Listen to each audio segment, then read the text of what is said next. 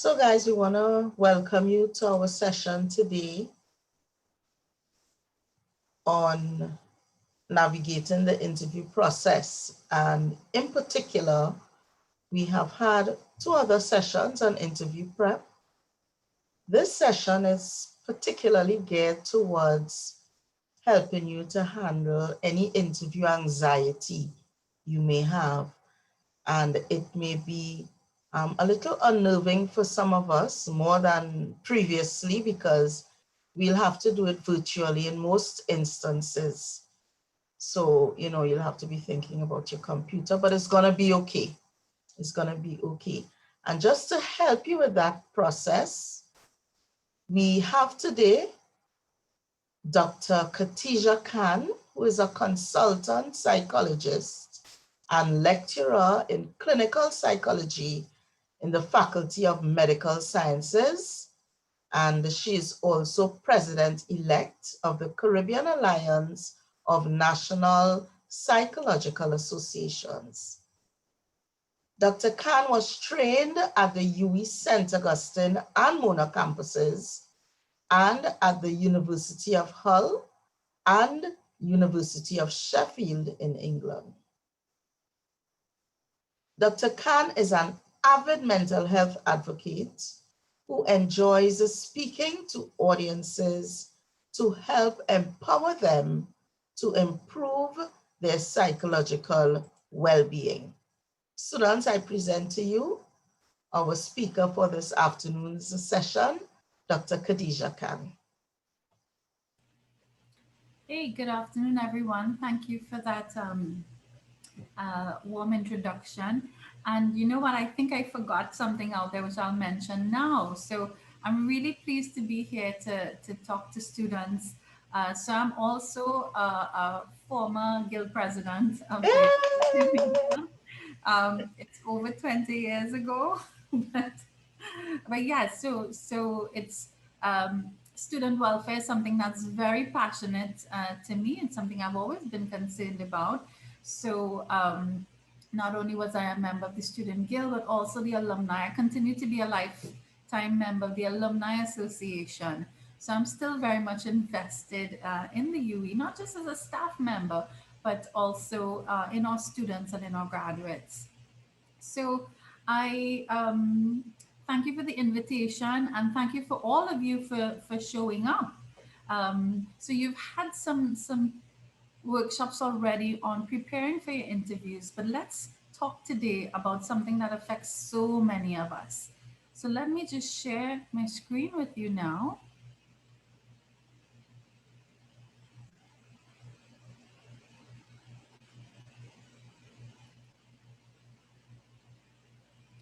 And just give me 1 second, it's going to all fit in a second. I know you're only seeing part of it. There we go. Okay.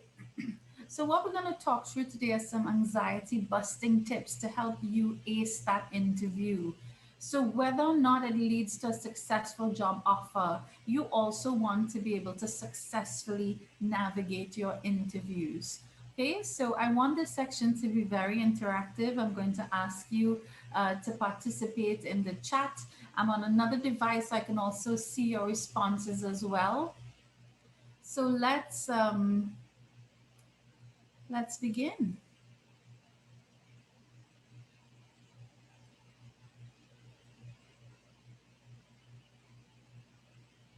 Okay, so tell me if this looks familiar to anybody. Have you experienced any of this at any time? And if yes, in the chat, tell me what you've experienced. Just one or two of those. Is this character experiencing something strange or is this something that we can identify with? So Soleil says, for sure, yes. Adriel says the mind racing. That one is familiar. Very relatable, says Afia. Aliyah says, oh, it's coming in so fast. So I'm looking at all of them. I'm not going to be able to call out all of them, but you can also see what your fellow students are endorsing. So many of you are connecting with this diagram. Yes, it's familiar because you've experienced so many of them. What I also like is your self-awareness, that you're able to pick up that you have experienced these symptoms. So that's also a really important part of dealing with your anxiety. So I'm seeing the sweating and shivering, the breathing fast, the trembling, lots of trembling, wanting to run, nausea, um, more mind racing, jelly like legs. So, yes, so many of you have experienced these symptoms.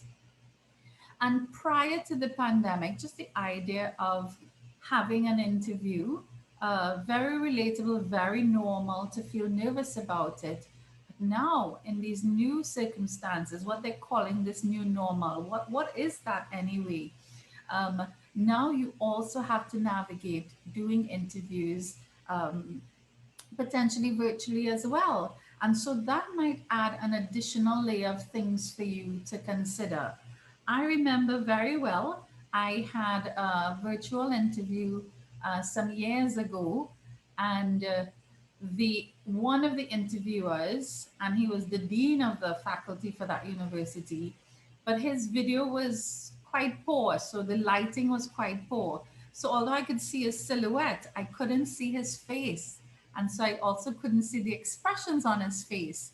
And of course, as not just as a psychologist, but as a human being, I look for cues in how people are responding to me. But in that scenario, I didn't have that cue. So I remember that made me feel a little more uneasy. So it's something for us to acknowledge how might these different aspects. So Kristen is saying here, I'm always worried about my internet connection. It's a very real one, Kristen. And I think it's one that affects us already today. In fact, this week, every single class I've done, I've lost my connectivity. And that's a new thing. I don't know what's going on with Flow. And so it makes me a little, what's going on, because I'm never quite sure when I'm going to lose the connectivity. So I think it's a very realistic concern to have. And hopefully at the end of this session, you have a better idea of how you can navigate these. Okay? So let's spell it out. Let's spell it out first. What exactly is anxiety? So it's a feeling of fear or apprehension of what's to come.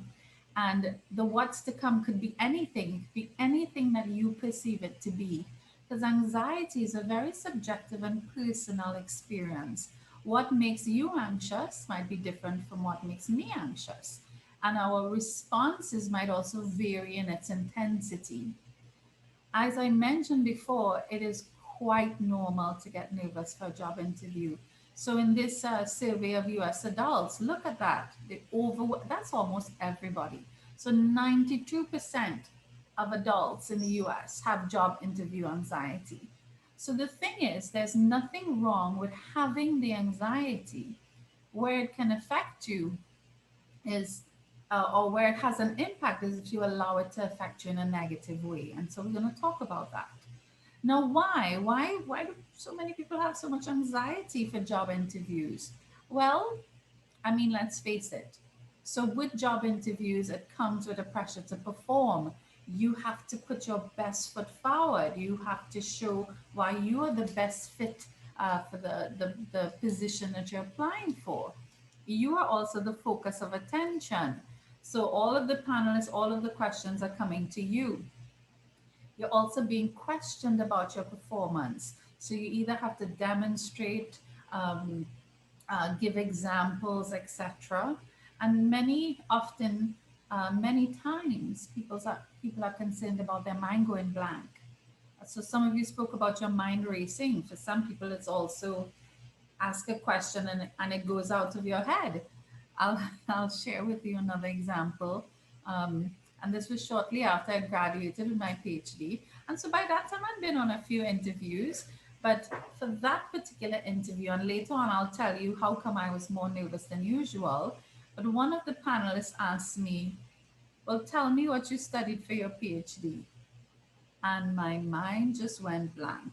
Now, I had spent the last 3 years of my life focusing on that, all of my time consumed with the pursuit of this PhD. But in that moment, I could not utter a coherent sentence. So I found myself babbling a little bit. And while I'm babbling, I'm aware that I'm babbling. And so that made me feel even more anxious. So, yes, job interviews can bring out that side of us.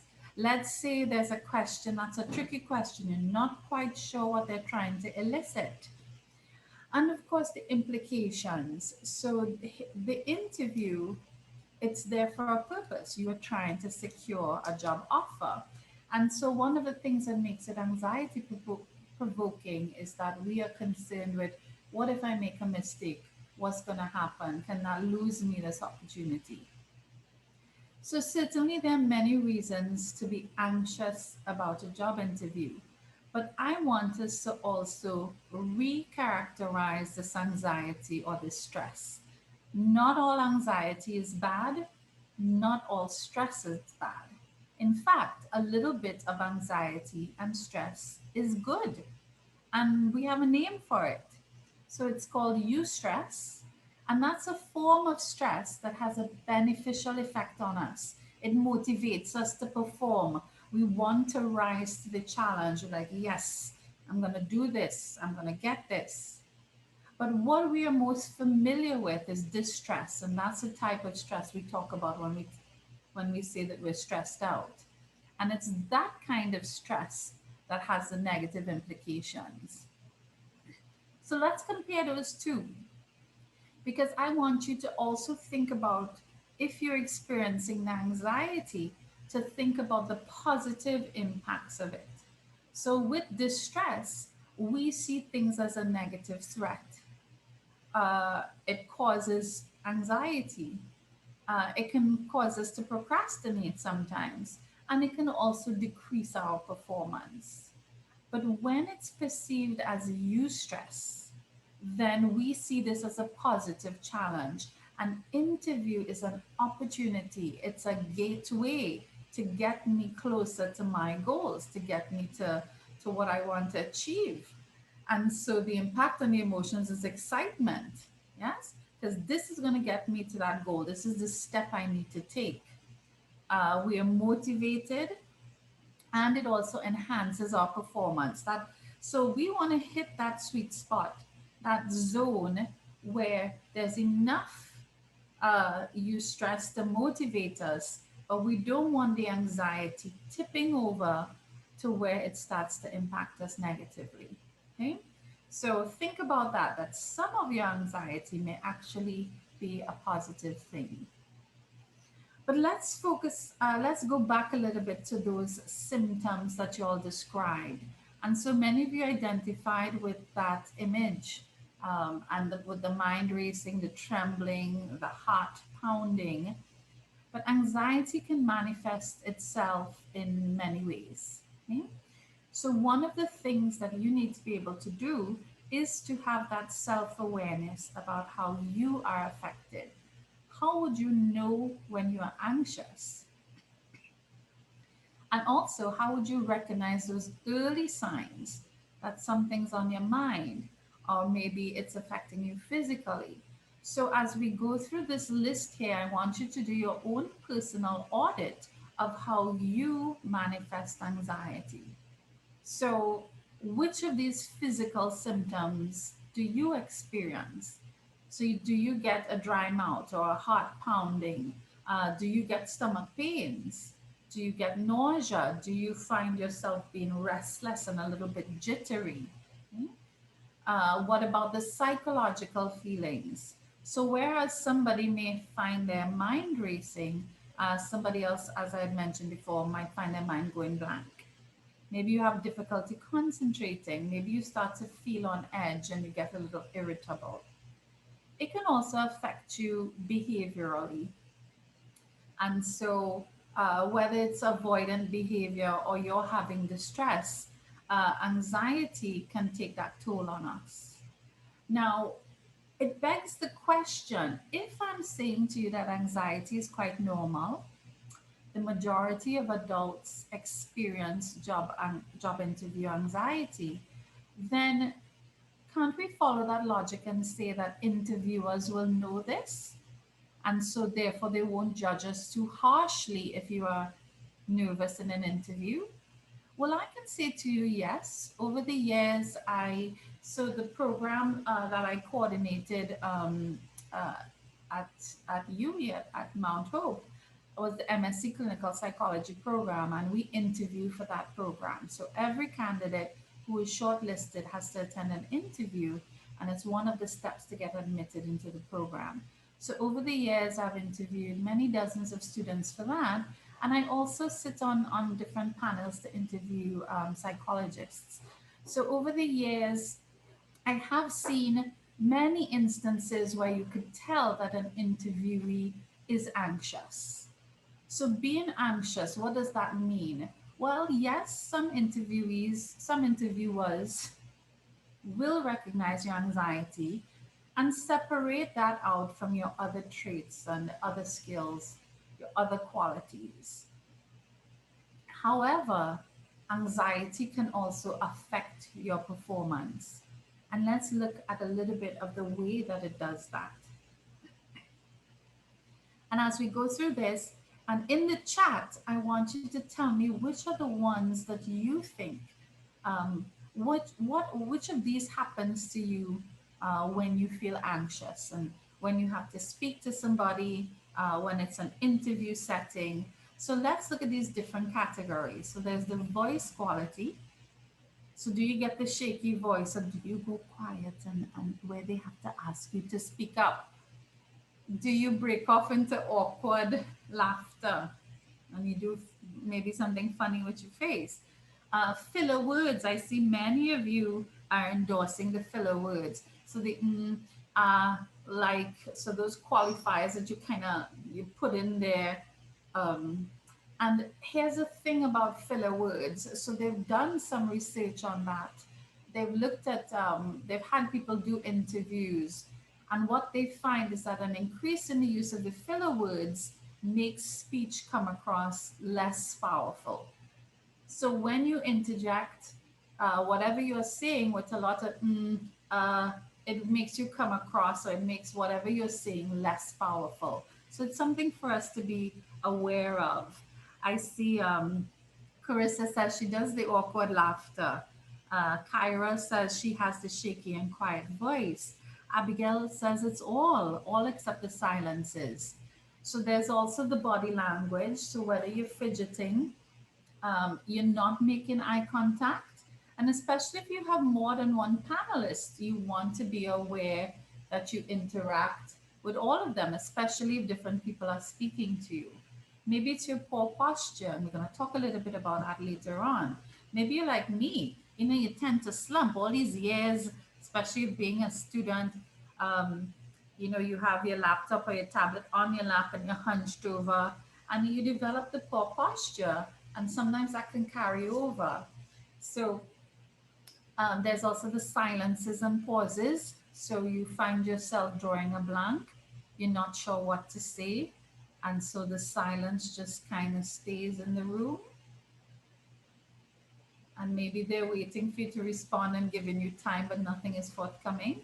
So all of these things can have a negative impact on performance. And they have acknowledged, some of the researchers acknowledged that anxious interviewees tend to receive lower interview scores. But what I do want to say is that it doesn't have a very large effect size. I'm going to just throw some statistics um, into there. What does that mean? That means that if you're anxious, that doesn't mean that it's going to rule you out or you're going to fail at your interview. No, it's not an automatic case. It's saying that it does have the potential to impact your performance. But if two things, one, if you're able to manage it, you can counter that.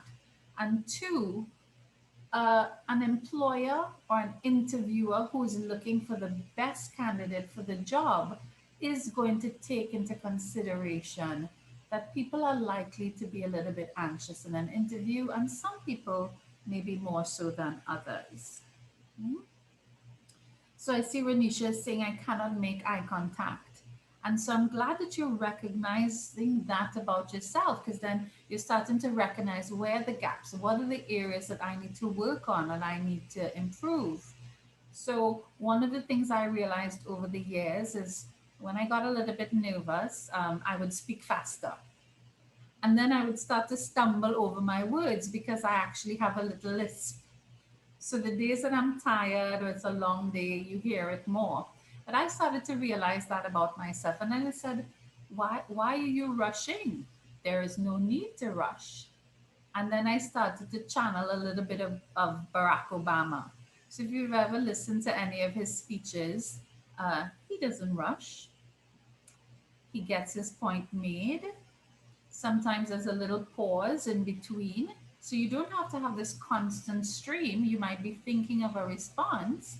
So there might be a pause, but it's not an awkwardly long pause. But the rate of your speech, it's important to be aware of that as well. Okay? So glad to see all of the responses in the chat. So, for example, Curlin is saying everything under the body language category. So, again, being aware of that is important. And you can have somebody give you feedback as well. So, they tell you, right? So, if you're practicing for your interview, you want them to give you feedback on all of that as well. So, I just adjusted my posture as we are talking about body language. I am remembering now to sit up straight as well. Okay. So we're understanding then about how anxiety manifests itself and what the potential impact in an interview might be. But I want us to understand the root of anxiety. What exactly is going on in your brain when you have that anxious response? So let's look a little bit at that. So this is a model of panic, like when people have a panic attack, but it also helps us understand anxiety. So let's start with the internal or external trigger. And in this scenario, it's the job interview. And so if we perceive a threat, so whether it's we are worried about how we're going to perform, we think there might be some hard questions, whatever level of threat we perceive in that, it generates anxiety. Now, anxiety, as we saw before, also has a physical component, and it has a cognitive component, a psychological component. Now, what happens in our bodies when we start to get those physical symptoms? So, let's say your heart starts to race. Now, when does our heart race? Our heart races, let's see if we're exerting ourselves physically. So, if we're running, exercising, but it also races when we might be having a heart attack. So many times with anxiety, we misinterpret, our brain is misinterpreting these bodily cues, and it is telling us that, oh my gosh, we're in danger. Yes? So whether it's your heart racing, your mouth going dry, the stomach issues, the lump in your throat, what happens is your brain starts to misinterpret it and says danger, danger, danger. And that leads to this vicious cycle. So it leads to even more anxiety. Now, for people who have this reaction in the extreme, it can lead to a panic attack. Okay? So there are some of these anxiety responses and anxiety expressions that can fall on the continuum of a mental health disorder. But not everybody who experiences anxiety has a mental health problem. Anxiety is a very normal reaction. So many of us may have this reaction here at just a lesser level. So we start to feel the symptoms, and then our brain is telling us, okay, this situation is more than you can handle. You're in danger here. And then it starts to feed into more symptoms. So it's just a loop. And unless we can disrupt that, then anxiety will get the best of us. So we're going to talk a little bit about how to disrupt it. Okay. But let us, and as I go to this next section, I want you to think about which one of these applies to you. So what determines, so let's see, how many people do we have in right. So we have about almost 150 people in this session. And so, as we say, what will determine whether someone displays anxiety or not? or the extent of the anxiety. So let's look at some of those factors. So we're going to talk about something like, we're going to talk about things like anxiety sensitivity, distress tolerance, discomfort intolerance, and panic self efficacy. So let's look at the first one. So this one is called anxiety sensitivity. And so for some people, they have a fear of the symptoms. So more so than others, they perceive the symptoms as dangerous or harmful. When last have you felt your heart race? Now, usually, when we feel our heart race, we might be able to rationalize why it's racing, and we don't see it as being under any threat. However, people who have high anxiety sensitivity interpret those in a very negative way. So, here are some examples, and this is taken from an anxiety sensitivity scale. So, when I feel pain in my chest, I worry I'm going to have a heart attack. Hmm? When my chest feels tight, I get scared that I won't be able to breathe properly. When my mind goes blank, I worry that there's something terribly wrong with me. So if you realize that you are endorsing some of these, let me know. And so I'm just checking in. Um, just going back. So Kimberly says she noticed that one of the things she does is starting off with the word well. And in scenarios like that, Kimberly, I think if it's a one-off, it doesn't really impact the communication too much. But if you are punctuating too many of your sentences with those fillers, it's going to become noticeable and it's going to affect the impact of what you're saying. And Ashley says she shares a similar thing. Yes, we know it, don't we, Ashley? When we're speaking too fast, then yes, it does affect the articulation of certain sounds, certain syllables, etc. So does anybody identify with this? You find yourself having an, especially these physical symptoms or these cognitive symptoms, you worry that there's something physically wrong with you. You're going to get a heart attack, something is wrong with your brain. So some of us are like that. So Renisha is identifying with that. So is Fahima, Paulette, Khalifa. So many of you are identifying these symptoms in yourself. So now that we're putting a name to it, you can understand a little bit more about what you are experiencing. So Vishal as well as Alicia. Okay, so let's look at the other one. So this one is called distress tolerance. And this is actually a term that applies in a number of settings. So even for young children who are learning how to manage their emotions and manage negative emotions, this is a really important skill. So what is it? It's your ability to manage actual or perceived emotional distress. It involves being able to make it through an emotional incident without it escalating and becoming worse. So here are some examples from a distress tolerance scale. I can't handle feeling distressed or upset. So when you recognize that you're experiencing these unpleasant emotions, it just starts to overwhelm you and you can't deal with it. Being distressed or upset is always a major ordeal for me. Other people seem to tolerate being distressed or upset better than me.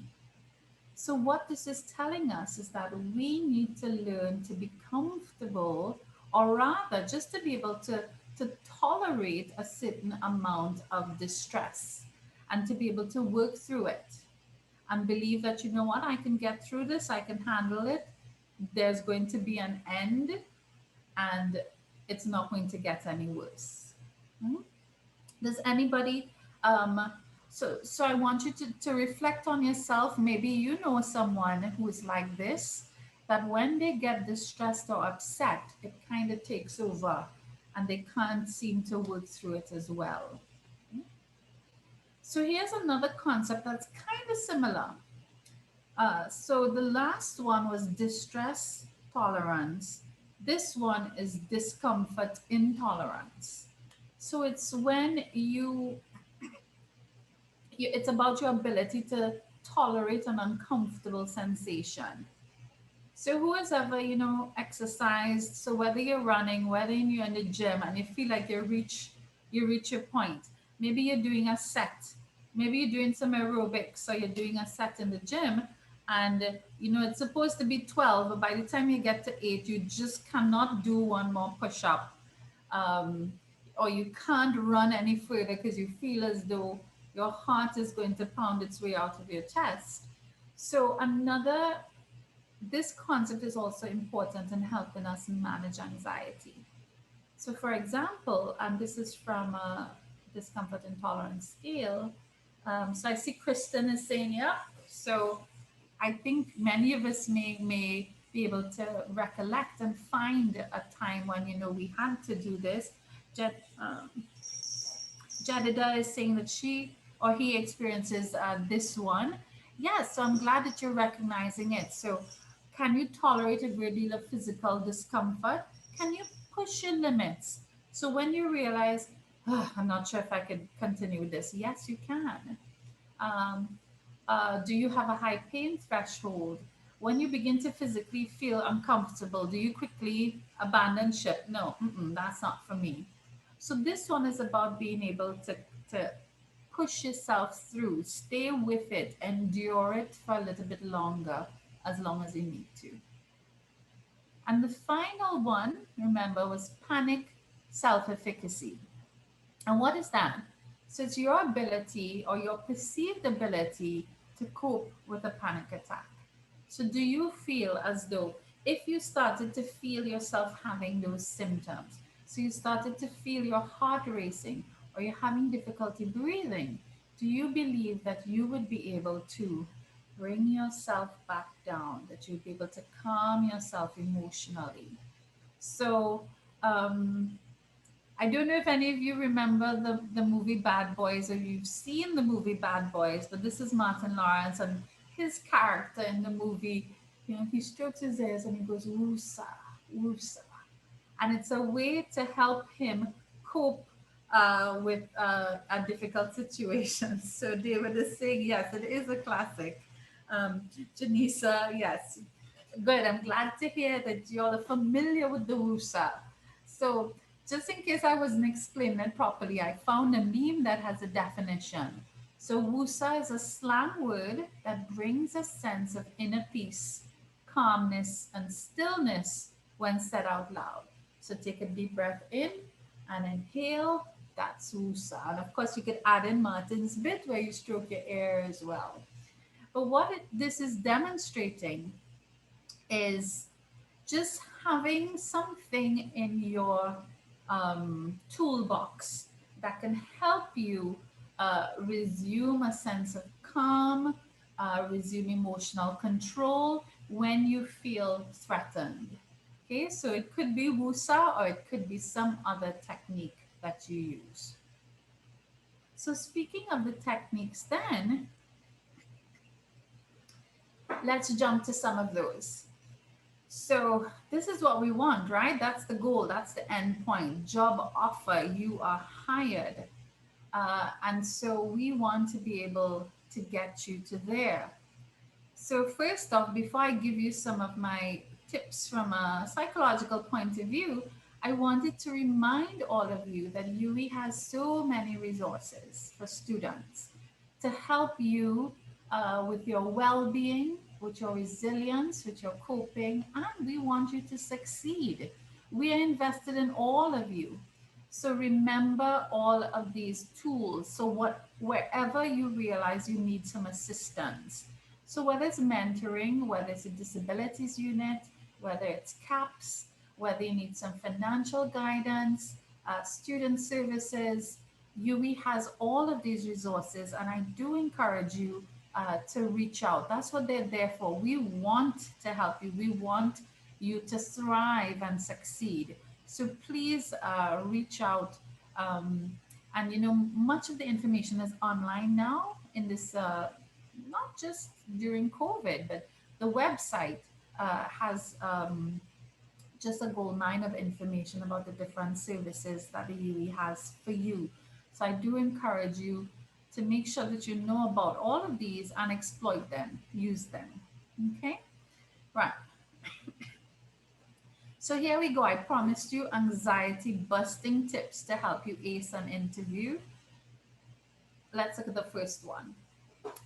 So the first one says do a thought audit. Gosh, Dr. Khan, that sounds like work. A thought audit. What's that? Well, what it's saying is that, the day before or in the lead up to the interview, identify your anxious thoughts. So, what exactly are you worried about?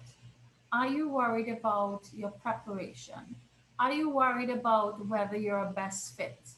Are you worried about um, is this the right job for you? Whatever you are concerned about.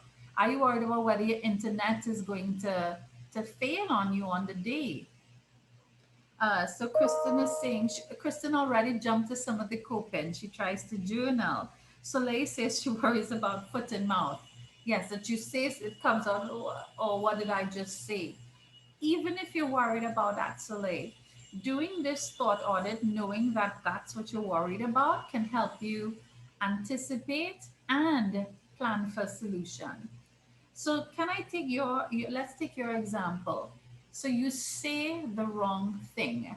So whether it is any manner of something, you mispronounce something, you babble, you say something and then you realize that's not what you want to say, then how do you deal with that in the moment? Okay, how do you respond? So let's say something comes out. So it's good for you to have a plan. So, for example, you can say, oh dear, let me say that again. Or let me just refine that. I'd like to add something else. So, nothing is wrong with making a mistake. What's going to help you is that you have a plan. How are you going to rectify it? Okay. If you realize your mouth is getting dry and so you're finding it hard to speak or articulate and your voice is going softer, if you're worried about that, usually, well, if it's virtual, then so right now on my desk, I have some water and I have some cran water. So you, when you prepare for your interview as well, have a little glass of water. So if you feel your throat going dry, um, you stop and you say, pardon me, I'd just like to take a sip of water. And you have a sip of water because you know that will make you feel better and you'll be able to speak more clearly. And on that note, pardon me, let me just have a little sip because I do have a bit of a dry mouth this afternoon.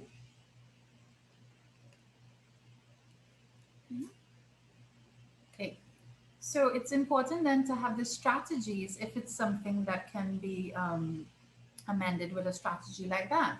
But what about if the thought is something cognitive, like I don't think I'll be good enough? Where's the truth in that? Where's the evidence? Is there any evidence? Why not you? Hmm? The job called for applicants with X, Y, and Z credentials, and you have all of those. So why not you? Yes. So we want to test some of those negative thoughts, some of those self-defeating thoughts, and so Renisha saying she has experienced some of those thoughts. So it's important that you challenge them, that you reconcile them, and you realize, okay, well, this is my anxiety speaking, but why not me? I deserve this too. So, on that note, you really need to take good care of yourself, and that comes in different ways. So, you want to make sure you get enough sleep so you're well rested, that you eat a nutritious breakfast or meal, and be careful about what you eat. So, if you know that you have a nervous stomach or that you get indigestion, then you want to avoid anything spicy. So no pepper, nothing too heavily spiced. Eat something a little bit mild. Eat some oatmeal for breakfast instead of two doubles with heavy. Okay, so all of these little things you want to put yourself in the best position to have a nice, smooth interview. Some people like listening to music. So whether it's calming music or whether it's music to hype you up, Eye of the Tiger or whatever else now that you're using to hype you up. So Renisha's saying, what if your anxiety keeps you up? So it's preventing you from sleeping. So I think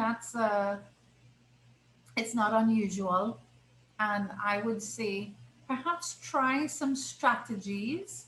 So, for example, have a nice calming bedtime routine so that you're winding down, you take a shower, you take some time, put some lotion on, whatever your bedtime routine is. You make sure your sleeping area is conducive to sleep, so it's dark enough. Sometimes light can distract us. That you're not on screens too late. Screens can affect us and our ability to sleep. So many times when I discuss sleep hygiene with clients, we go through what your bedtime process is. So you do want to try to have a nice bedtime routine. And if the intrusive thoughts are coming, that thought audit will help.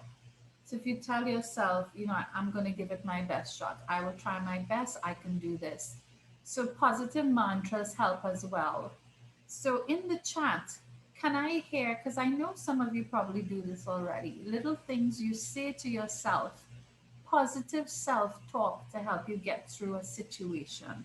So can you share with me now some of your positive mantras? Oh, so one of mine is, you've got this, I could do this. It's one I used to use when I was anxious about driving in Trinidad. Uh, you know how we have all of these considerate drivers on the road? Not, no, we don't. So I would get quite nervous about being on the highway and people are cutting in and overtaking and sideswiping you. Um, and so I would, while I'm driving, I'd be like, come on, you could do this. You can get through this. If a pensioner could be on the highway, come on, Khadija, you could do this too. Right. So let's see. Some of these are coming up. So Adriel says, I usually recite an affirming scripture. That's great, Adriel. And hopefully you have, a couple choices. So depending on the situation, you can choose the bit of scripture that suits the situation best. Mikhail says, I say to myself, calm down and fly straight, boy. I like that one. That's a nice one. Shashia says, I pray. Jadida says, you did this already. It's no scene. What you worried about? You got this. Karishma says, it's almost over. The end is in sight. You're going to get through this. Aaron says, you wouldn't have reached this far if you weren't good, strong enough, and nothing, or if you weren't good or strong enough, and nothing is beyond you. Excellent. These are fantastic mantras. And there's a lot of evidence about how mantras and positive self talk can help us deal with anxiety, with depression, with negative mood states. Let's see. Akeem says, I will grow through what I go through. I like that. Very positive. Danielle says, like Nike, just do it. Shivani, yes, that's my little kitten. I rescued a kitten a few months ago, and she is really good company. She's always usually in the office while I'm here, and she's a climber. Yeah. Um, Carissa says, I don't know what to put, but it's either you get it or you don't. So actually, Carissa, I like that because it is, you are sort of putting a realistic spin on it, saying give it your best shot, and the outcome will be you either get it or you don't. But you could do this, and you're going to have the best interview that you can have. And what I'd encourage you as well, for those of you who don't have a positive mantra, I want you to think about one that might work for you. Now, different things will appeal to different people. So it's important to find one that feels authentic. It does feel like something that will give you a boost when you need it. Okay? Alan says the only way out is through, push through, power through. If it's meant to be, it'll be. I hear you, Crystal, and you know what? You're going to help make it be as well. Treven says giving up is not an option. There you go. I like that persistence. Um, Kristen also recites scriptures. I can do all things through Christ who strengthens me. Yes. So wherever you can draw your source from, I do encourage you to do it. And so whether it's something you're going to write, you can even go further. Write it down and stick it, put it on a post-it and stick it up where you can see it daily. Yes, to remind yourself about it. Say it in your head. Just do your best and that will lead to the best. I like that, Kalyani. Renisha says, God don't give you more than you can bear. So whatever it is, if being spiritual or religious helps you, then by all means do that. Otherwise, find something positive. Okay? So great. Thank you for sharing all of those with me. So here's the other one. So I know that you would have had some sessions on this already. And so I wanted to reinforce this. So preparation and practice really does help with the anxiety. It increases your confidence, it decreases the anxiety, it emphasizes the positive. And so some of these in that graphic may already be familiar to you. So do your research. Know what the profile is of the person that they're looking for and what the role involves. Know your CV inside out. Prepare your answers because we know that there are some questions that we could predict that may be common to many interviews. Decide what you're wearing. Um, Many of you may find that when you feel comfortable and confident about how you look, it also affects your mental state. So it makes you more confident. So pick something you like wearing that you think you look well in, that's comfortable. Uh, if you wear makeup, decide how you're going to do makeup. If you don't wear makeup, then that's not an issue. Decide how you're going to do your hair. Gentlemen, decide how you're going to groom. But even that physical side of it helps with the anxiety when we feel that all of the different parts of that jigsaw are coming together.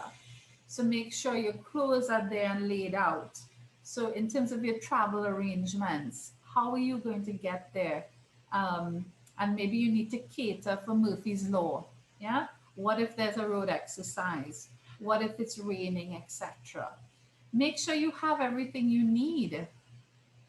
So I once journeyed all the way. So while I was living in the UK, I had to take time off from work and take a train for about an hour and a half to get to Manchester because I had an appointment for a visa.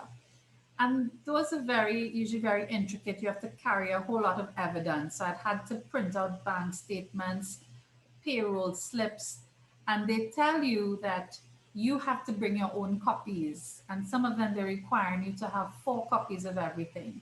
So I'm saying all of this to say I prepped, I compiled everything, I put paper clips. I was very proud of myself with my package of documents. I showed up to my interview, and as I sat down and I handed them over to the lady, she said, "Okay, and where's your passport?" Guess what? I had forgotten the most important document of all for getting a visa. I'd forgotten the passport. So there's a little bit of a glitch in my preparation routine. And so now, when I have things to do, I have to carry specific stuff. I usually make a checklist and then I check it off. So even if I'm going somewhere for a weekend, everything down to toothbrush, everything gets checked off. So decide what it is you need to carry and make sure you have them there. Other little things in terms of your cell phone, so little things that can unnerve you. So you forget to mute your phone and your phone rings or it buzzes in the interview. Some people can get quite unsettled by that. But even if it does, how do you deal with it? So let's say my phone were to ring now. Do I panic and scramble and things start to scatter all over? Or do I say, oh dear, I apologize for that. Let me just put this on mute. And as I say that to you now, well, sorry, my phone was already on mute, so it's okay. So it's also handling the stuff. So remember that preparation, practice, excellent tools, not just for your interview success, but also your interview anxiety. Now, the fourth one, project confidence. And as I said that, I straightened my posture again for you. So, here are some tips for how you can project confidence. And this first one here is actually one that's a little bit controversial. So, it's called a power pose. So, this came out 10 years ago and it was quite popular. But then there's a lot of scrutiny and it was controversial because people said, no, the research doesn't support it, there's no evidence. But since then, the authors have come back and they've said, actually, yes, we can demonstrate uh, that what they're calling the power pose, or what they're now calling postural feedback, does help people with their confidence and with their sense of power. So, what exactly is a power pose? So, you can see the two images on the left are high power poses, whereas the two on the right are low power poses. So, wherever you are, whatever you're doing, I want us all now to try and adopt a high power pose. So if you're sitting, you want your feet planted on the ground, firmly on the ground. You want that good posture. You want an open body. If I was standing, again, I want my feet planted. But in an interview, you're not going to be standing. It's hardly likely. So we do want to project that while we're sitting. So again, the posture. So make sure your chair allows you to sit up straight. Plant those feet solidly on the ground. Keep a nice open chest here. I'm not sure if you can see me there, but we'll contrast it with the low power pose. So the low power pose, you see how his shoulders are kind of rounded in and his arms are closed in. So you might think that, so right now you can't see my arms, but notice it had an impact on my shoulders. So let me sit with my arms open, and then here I am with my arms closed. So you can see the difference here. So even if you're doing a virtual interview where they're only seeing this upper part, you also still want to be very cognizant of your posture. So you don't want to be hunched over and closed in. So it helps not just you feel more confident, but it projects confidence. Your interviewers will see that from you. Now, the initial theory behind the power pose is that they suggested that it would increase testosterone, which is the dominance hormone, and it would decrease cortisol, the stress hormone. But the research is still a little bit iffy. They're still trying to demonstrate that. But you know what? I don't think it's going to hurt if we adopt some more confident postures. Yeah. Other things that help you project confidence is visualization. So you visualize your success, you visualize a confident you. A third strategy is also mindful breathing. So, especially if you are one who finds your breathing is constricted or your heart is starting to race very fast, then some mindful breathing helps. What mindful breathing is that you are concentrating just on the breathing. Okay, so especially before you go into the interview, you might want to settle yourself and just focus on your breathing, the ins and outs, the movement of your belly, and any distracting thoughts that come into your mind. You're just going to refocus your attention back to your breathing as you drive those distracting thoughts away. Okay? So those are just three. There are more strategies for confidence. But of those three, which one do you think you might like to try, or maybe it's one that you already use already? So in the chat, can you tell me, do you want to work that power pose?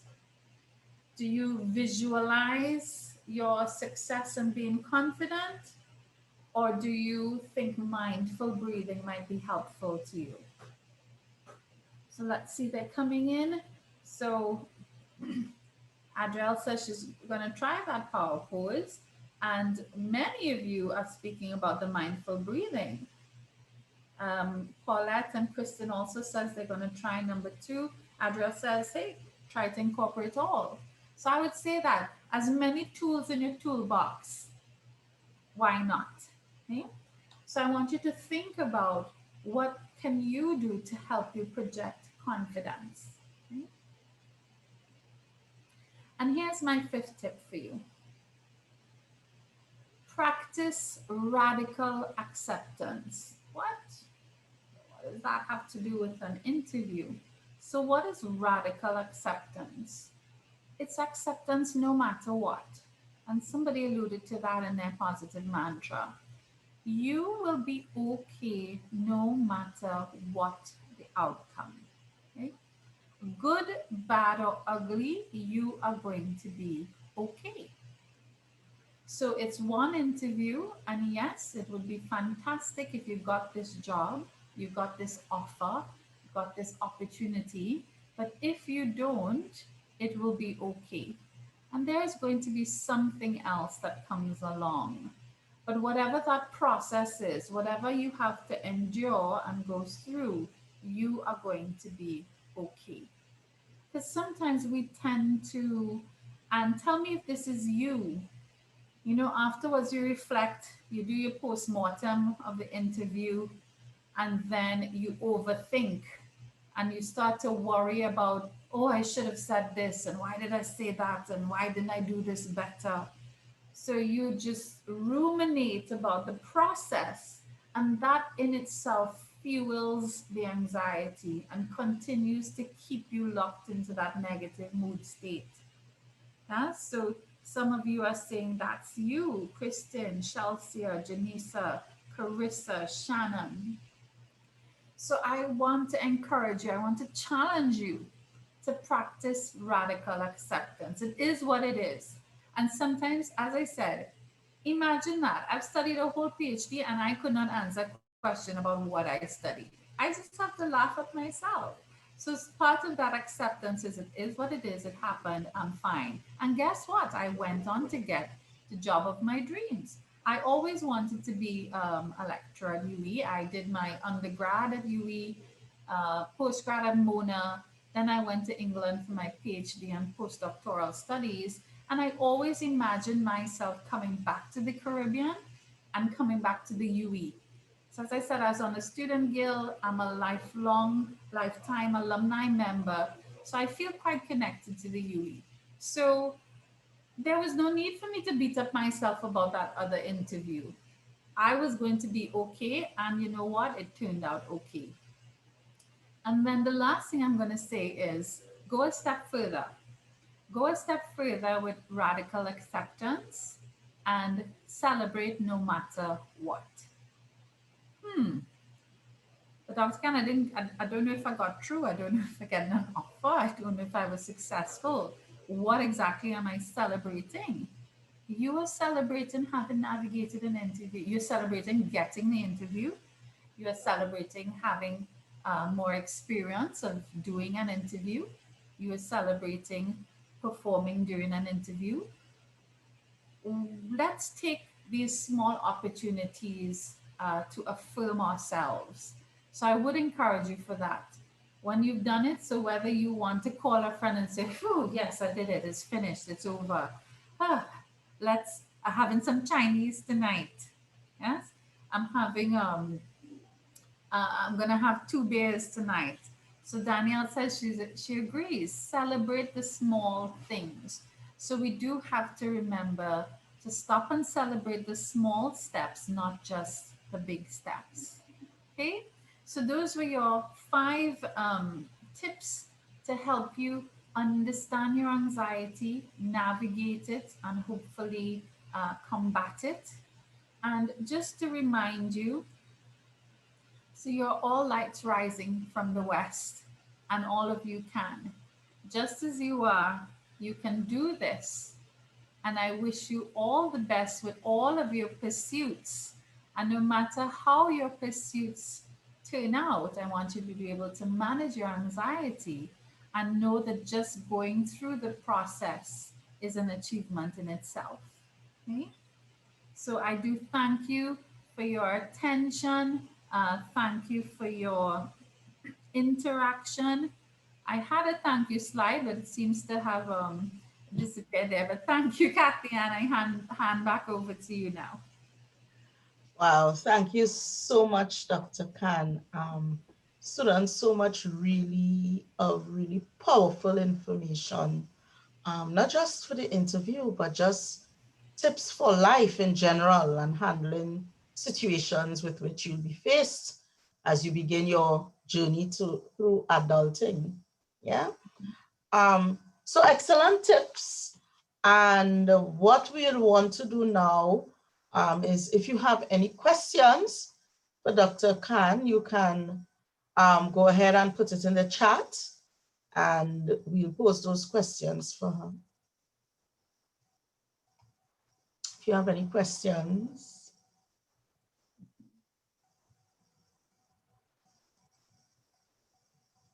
Thank you, Adriel. Yes, so did I. I learned a lot. I was sitting here and just, soaking in everything that Dr. Khan had to say. Very important information. If I had to add just a tiny tip, like a 5.1, and I do also want to acknowledge, I'm so glad that Republic Bank has sponsored this program because I think our students need it, and it's great that the UWI can provide it to them through the courtesy of Republic Bank. So here's my 5.1 tip, and maybe I'll add it as a number 6. Be kind and patient with yourself. Often we are our own worst critic. We hold ourselves to these standards that we don't hold other people to, but we seem to have these very strict standards for ourselves. So I do encourage you to be kind with yourself, be patient. If you recognize you did make a mistake, then use that as an opportunity to figure out, okay, what am I going to do differently the next time? Okay, so that patience, that compassion, that kindness to yourself also helps a lot in your journey of dealing with anxiety over time. Okay, so Mikhail says, what do you do when your cat across your camera? You go with the flow. So you say, I do apologize. That's my cat Tabby who is with me. And then you continue. You continue with where you left off. Exactly. Getting back to this. Okay, so of course, that means you can't let yourself be disrupted. You can't be like, oh my gosh, and then you're trying to push the cat there, and then it starts to affect you. So, smooth operator. That was my cat. She seems to want to join into the interview. Where was I like that, Dr. Khan. Smooth operator, it's all about, just keeping, as you said, projecting that confidence, and that you're not going to let anything phase you. I see 3 more questions. Yes. They're coming in. Okay. Yeah, so I'll take them for you, okay? How do you effectively deal with your mind going blank? In that moment, it's difficult to come back from that. Yeah. So indeed, and it can be a bit of a scary thing. And I think it's that moment of panic when you realize your mind has gone blank that can sometimes derail you. But that is a temporary cognitive state. So the idea is that you want to figure out how to quickly reorient yourself. So sometimes you can talk aloud to help you do that. So you can say, oh, my mind went blank for a second. Let me get back to it. And you can repeat to yourself what the question was. You were asking me to tell you about an instance where I demonstrated leadership skills. Or if your mind has gone so blank, you can't even remember what you're talking about. Then again, you want to, once you recognize it, you take a deep breath and you say, oh, pardon me, I lost my train of thought there for a second. Can you repeat the question? So there is no interviewer who is going to tell you, no, we're not going to repeat it. You have to remember it from memory. No. But then maybe if they tell you that, that might not be a place you want to work at anyway. Right. So ask them, can they repeat the question? And so the idea is that you can compose yourself enough to get back in flow. Yeah? Exactly. That's actually Dr. kind of a quick trick in the world of interviewing that they actually tell the students. So that's excellent. Just ask them to repeat the question or put in a line that will give you that opportunity to compose yourself, get back to your confident state, and take the question on. What do you do if you get the uncontrollable shakes because of nerves? So again, we're talking about a physical state. And so part of the reason that it's continuing is there's something going on in your brain that's fueling that response. So you need to find a way to disrupt it. And so there are different things that you can do. So if you realize you have jittery hands, Right. or jittery legs, so sometimes, tucking a hand under your leg will stop it from shaking, or resting your hands on your knees will stop it from shaking. Doing something else that is incompatible with what's happening. So if you realize your hands are shaky, then reach out and grab that glass of water and take a sip. Because it can't, it's unlikely that you'll still be shaky there. Your brain now will be focused on doing this other Right. activity. Some of the breathing can help, some of the mind talk. So, okay, and of course, this is self-talk. You're not saying this out loud in your interview, but your mental voice is trying to say, come on, you're doing okay. Take a breath, Right. steady yourself. And at the same time, you're putting on good interviewee face. So you still have, the interested look, the nod, the appropriate facial expression. Excellent. On a point of clarity, your student says, when you were talking about eustress versus distress, did you mean that you, the individual, can perceive the stress as positive or negative? Yes, that's exactly what I mean by that. And I'm glad that you recognize that it is quite subjective. So what makes something stressful is not the event itself, but our appraisal of the event. So the stress response is a subjective response, and it's also a variable response, meaning the intensity. So let me ask any of the students this. Have you ever felt excited by an exam? And remember those days when we still we had to go into anybody ever felt excited? I'm looking for one yes, one yes.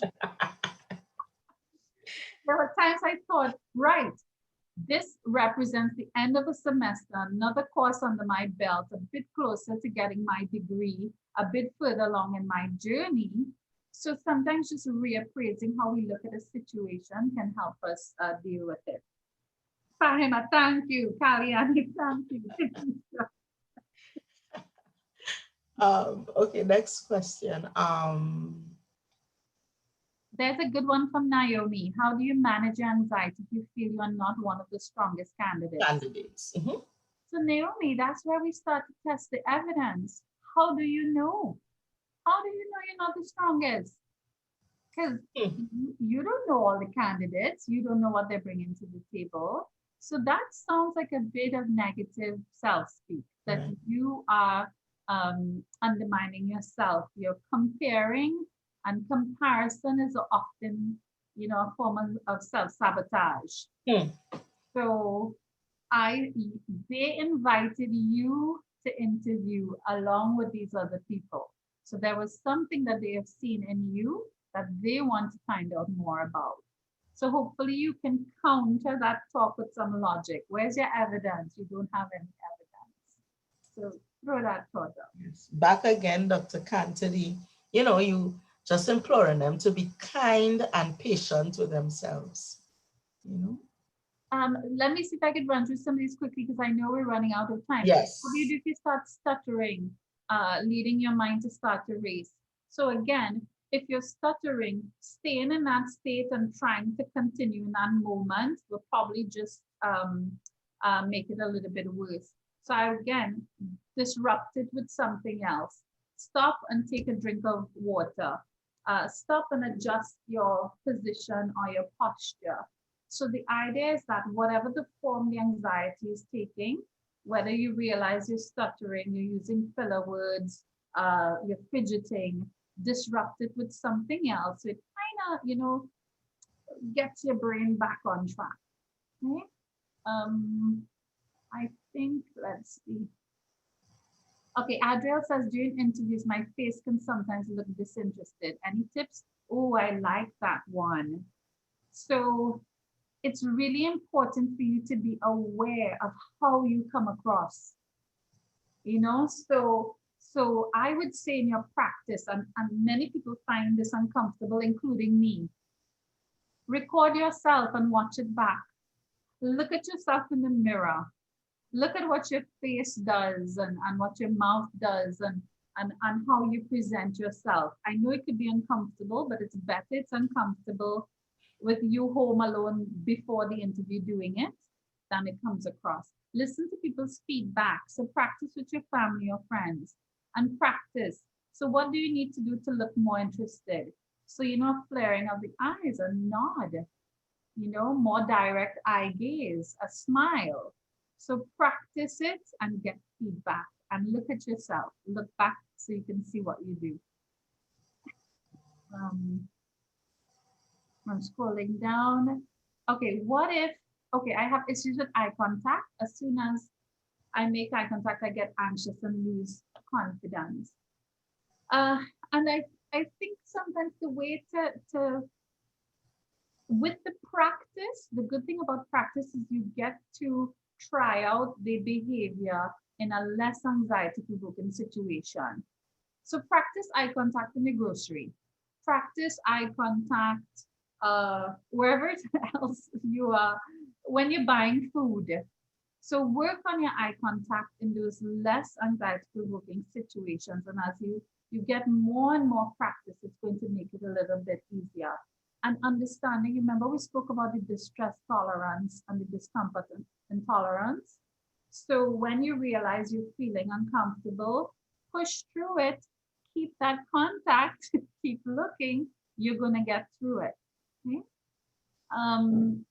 What if your interviewer reacts to your answer in a not so good way and it makes your anxiety worse? Now, I think this may have been covered. Interviewers are humans and fallible as well, and not all interviewers are good and professional and ethical.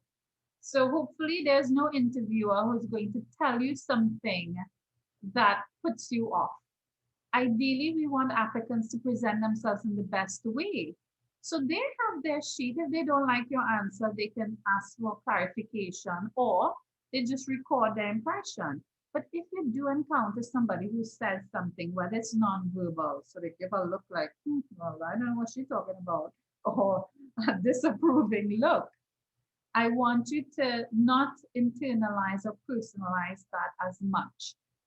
If you get the opportunity, you can say, oh, would you like me to clarify some more? Or is there anything else that you would like me to add? So you can question, but if not, move it along. You're going to have the opportunity in the next question. But the idea is don't let it get under your skin and derail you.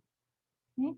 Is declaring your nervousness before the interview a good way to break the ice? I would say be careful of that possibly into a self-fulfilling prophecy or labeling you. What I would say is, remember you're trying to manage this nervousness and anxiety, and it's not going to be, hopefully, throughout peppering every aspect of the interview. So I would say a disclosure like that, you can make it when you realize it's tangibly affecting you. So when you realize your mind has gone blank, when you realize you start to stutter because your throat is dry, you can pause and say, oh, I think my nervousness is getting the better of me. Let me just have a drink. And I think something like that, interviewers, we identify with because we know that that's a human reaction. But But be careful of saying it as the onset, because then it sounds like you're projecting yourself as a nervous person. And so maybe just be a little more strategic about how you make the disclosure. Okay, I hope that helps. Karishma says, can you ask them if you said something wrong? Maybe I wouldn't phrase it that way. So I would say, you know, if you are seeing something on their face and you realize, you said, oh, do you need me to clarify anything further? And then you leave it at that. Okay. Asking them if you said something wrong, I think has the potential to elicit too many negative things, because you have already labeled it as something wrong. You are asking them now to disclose their judgment, which they may not be comfortable doing. What, you know, it may reveal an insecurity. So I think perhaps reframing it as asking for clarification might be a slightly more successful strategy. Do you agree, Ms. Lewis? Yes, I certainly do agree in that we want to project that positive and confident persona. So whatever is going on in front of us, we sort of try to use it wisely to our advantage. So instead of thinking it's something wrong, always think it's, can I clarify that a little? You know, just to clarify and bring their answer in there to bring some clarity to the situation. Indeed. Action is asking a very practical question. Now, most all interviews, they will ask you if you have a question. Now, this is one of my pet peeves. I absolutely get annoyed when there's a job and they don't disclose the salary. So now, because I'm like, is this not even worth my effort? Because what if it's, you know, so, but definitely if it's something you want to know, definitely ask. And in addition to that, you should always have a question in mind. So when they ask you, do you have a question? Please have a question. Don't just say, no, I'm good. Some question based on your research that you would have done before, or to enhance your understanding of the role, because it also lets them know that you are thinking this thing through, you're analyzing stuff. But if you want to know about salaries, you can ask, can you give me an idea of the salary range that this position comes with? Okay, and they should. I can't see them saying, why is that a secret? It's a very important part of you know, people coming to post. It's not just the post, we also want to know about the remuneration. So I don't think it's inappropriate at all, setting. Okay. I think I'm not seeing any more questions coming in. So I think that's it for questions. So students, we got a lot of valuable information here, and you were able to have some clarity for some issues that you wanted to bring to the fore. We appreciate Dr. Khan taking the time off to come and share her wealth of knowledge with you this afternoon. And we want to thank you all for logging in. Okay, so thank you guys, and we will be closing off the session now and talk to you all soon again.